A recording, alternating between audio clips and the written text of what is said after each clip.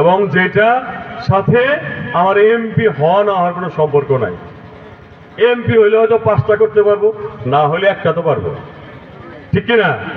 এই একটা হইলেও আমি করে দেখায় দেব যে কিভাবে কারিগরি শিক্ষায় আমাদের মুক্তির একমাত্র পথ। সেই লক্ষ্যে কাজ করতেছি। সবার দোয়া চাই, সবাই আমার পাশে থাকবেন এই একটা কাজে। এরপরে ভোট আপনার আমানত, আমি 9,25,000 দিয়ে কিনতেও পারবো না, ঠিক আছে? যদি মনে করেন ওই যে কেন্দ্রে যে সিল মারার আগ পর্যন্ত ক্ষমতা আপনার হাতে, ওই সময় পর্যন্ত যদি আমার প্রতি আপনাদের ভালোবাসা বহাল থাকে, তাহলে আমি জানি আপনারা অবশ্যই আমাকে নিরাশ করবেন না।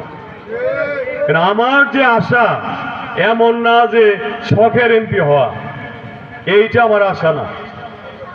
আমার এমন কোনো ইচ্ছাও নাই যে